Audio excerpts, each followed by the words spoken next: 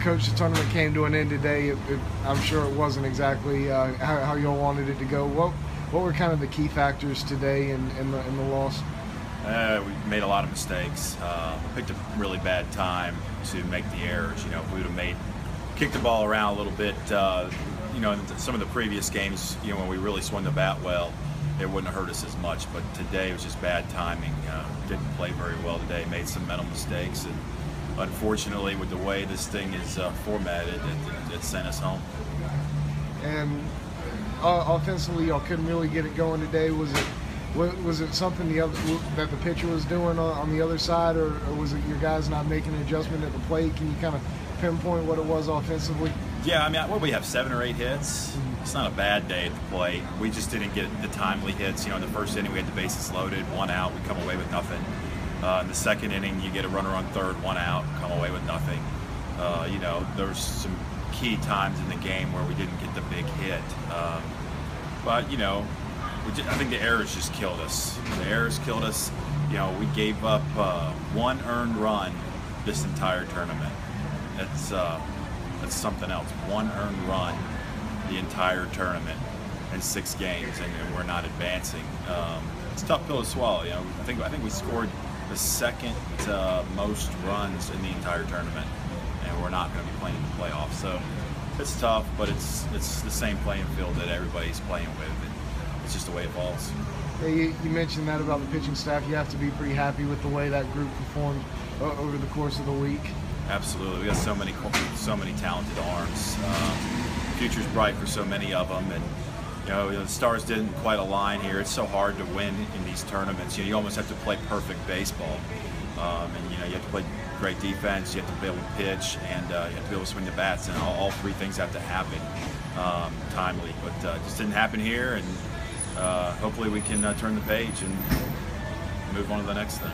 You know, that was something you were able to do successfully 2 years ago. Didn't make it out of pool play in this tournament, but then went on to win in Arizona and in Jupiter. Is that something that you kind of stress to those guys, that there's still more to play for over the course of the summer?